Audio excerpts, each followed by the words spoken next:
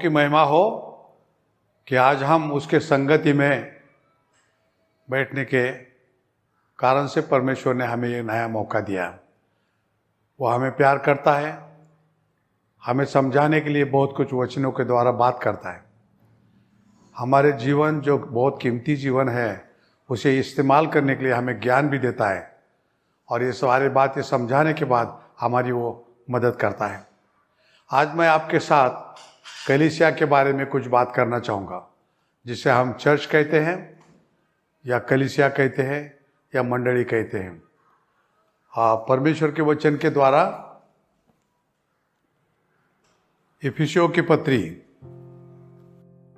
इसके 4 अध्याय में ये सारी बातें जो लिखी है आज आपके सामने मैं बताना चाहता हूँ, और मैं विश्वास करता हूँ कि आप इसे अपने जीवन में अच्छी तरह से लेते हुए इसे मानेंगे और पालन करेंगे। इफिसियों की पत्री का 4 अध्याय है, और उसे आपको और मुझे समझ लेने की ज़रूरत है। इफिसियों की पत्री अध्याय 4 और वचन 11 से लेके आगे मैं पढ़ता हूँ। एक एक वचन पढ़ने के बाद थोड़ा सा विश्लेषण करूँगा। उसने मतलब प्रभु मसीह ने कुछ को प्रेरित नियुक्त करके, और कुछ को भविष्यवक्ता नियुक्त करके, और कुछ को सुसमाचार सुनाने वाले नियुक्त करके, और कुछ को रखवाले और उपदेशक नियुक्त करके दिया है, जिससे पवित्र लोग सिद्ध हो जाए और सेवा का काम किया जाए और मसीह की देह उन्नति पाए। इस प्रकार से ये चर्च की व्यवस्था है, जिसे कोई डिनोमिनेशन ने अभी तक अपने व्यवस्था में नहीं लिया।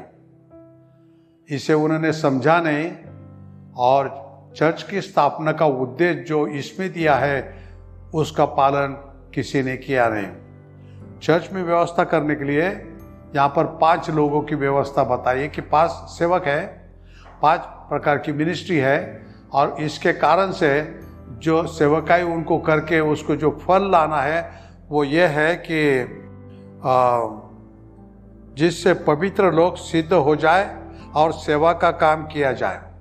मतलब चर्च का हर सदस्य ये पवित्र संत होता है, और उसको सिद्ध करने का है।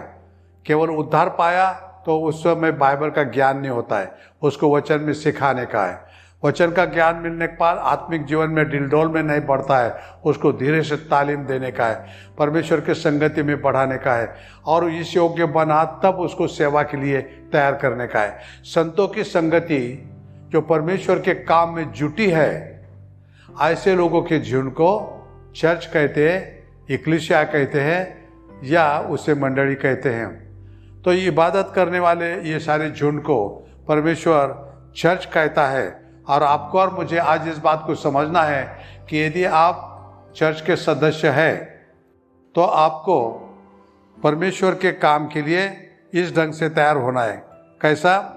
जिसमें लिखा है ऐसा कि जिससे पवित्र लोग सिद्ध हो जाए और सेवा का काम किया जाए और मसीह की देह उन्नति पाए। मसीह की देह मतलब चर्च। मसीह की देह लगातार उन्नति पाए, मतलब चर्च आत्मिक जीवन में डिल डोल में बढ़ता जाए, बढ़ता जाए, बढ़ता जाए, बढ़ता जाए, यहाँ तक कि प्रभु मसीह के रूप में एक समय में वो बदल जाए। तो सेवकाई करने के लिए चर्च के सारे सदस्यों को परमेश्वर ने चर्च में जुटने के लिए बुलाए, निमंत्रण दिया है, और चर्च के माध्यम से संतों को सिद्ध करने का है, मतलब उनको तरबेज करने का है, उनको एक्सपर्ट बनाने का है आत्मिक जीवन में, बाइबल के ज्ञान में, सेवकाई करने में, परमेश्वर की सेवा करने में, डिलडोल में अपना जीवन समर्पित करने में, आपने को परमेश्वर के हाथ में अपना जीवन देने का है। और ये बहुत ही महत्वपूर्ण काम है कि जो चर्च को करने का है। और चर्च जब इस ढंग से सेवकाई करेगा तो चर्च को परमेश्वर के महिमा के लिए एक बहुत अच्छी बात करना बहुत ज़रूरी है, जिसको इस वचन में लिखा है कि जब तक कि हम सब के सब विश्वास और परमेश्वर के पुत्र की पहचान में एक न हो जाए। मतलब चर्च का हर सदस्य परमेश्वर के पुत्र के पहचान में, मतलब हम प्रभु मसीह को जाने और प्रभु मसीह हमें जाने, भाई एक दूसरे में विलीन हो जाए और प्रभु मसीह के समानता में डिलडोल में हम बढ़ने लगे। मतलब एक आत्मिक जीवन, एक संतों का जीवन या स्वर्गीय जीवन आप में और मुझे बनने के लिए चर्च में हम लोगों को शामिल किया है। चर्च के सेवकाई का मुख्य उद्देश्य संतों को सिद्धता की तरफ बढ़ते जाने का। ये सेवकाई हमारे पासबान ने, हमारे सुसमाचार सुनाने वाले में, संदेश लाने में, बाइबल टीचिंग काम करने वाले या व्यवस्था लगाने वाले, सभी का उद्देश्य एक है, हमारे चर्च का सदस्य संतों के रूप में तैयार होकर सिद्ध हो जाए और परमेश्वर प्रभु मसीह के समानता में डिलडोल में बढ़े कि उसकी योग्यता या उसके समानता के दृश्य क्या है, उस अवस्था तक हमें बढ़ते जाना चाहिए।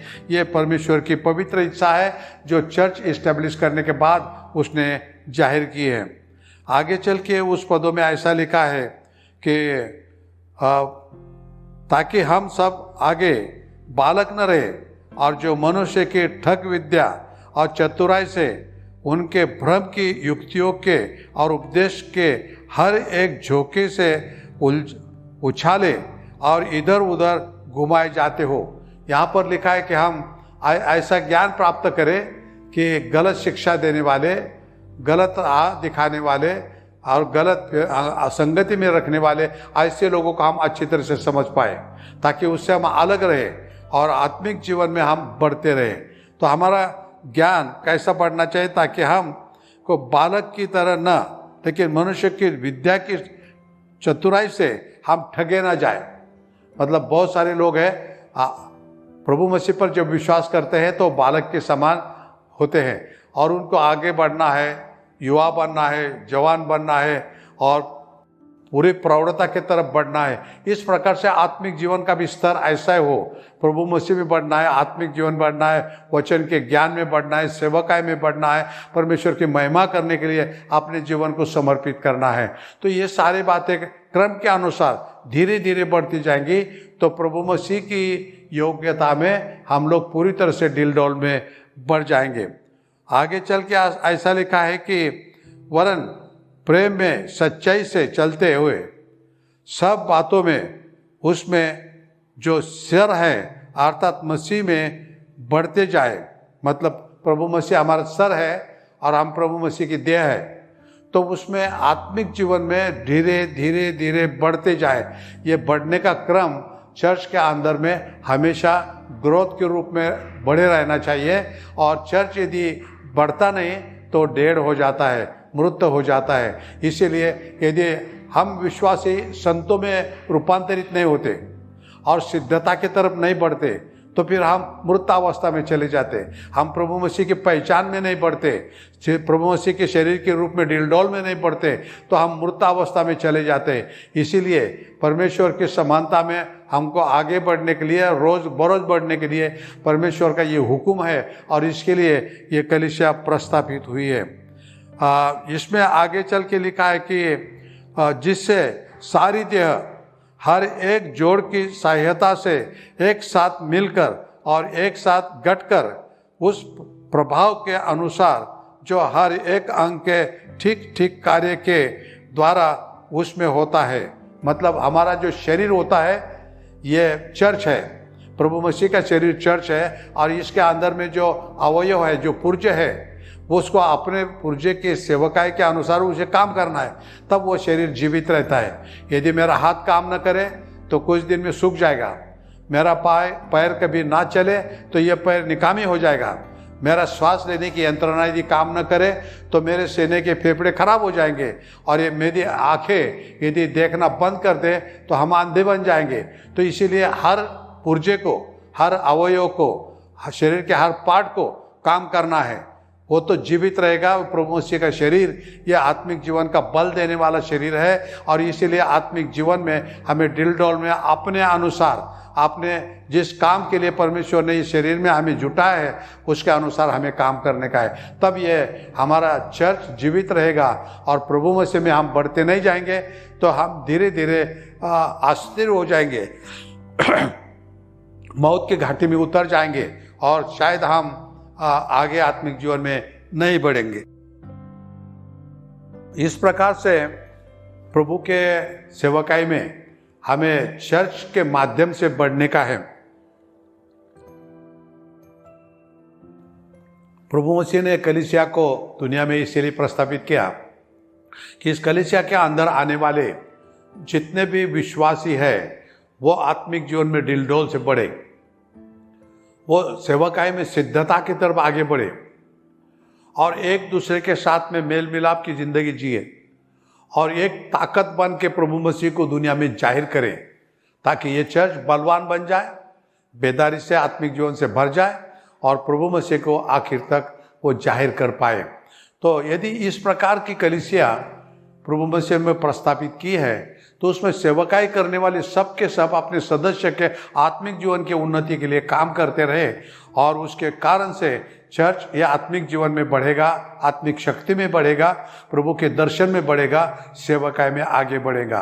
तो आप और मैं कोई भी चर्च में जहाँ भी हो, वो डिनोमिनेशन चर्च हो, स्वतंत्र चर्च हो या कोई मिशन का हो, सब जगह में आपका स्थान प्रभु मसीह के शरीर में है और आपकी सेवाएं उस शरीर का जो पुर्जा बनकर आप रहेंगे उस पुर्जे के अनुसार आपको सेवा प्रदान करना है।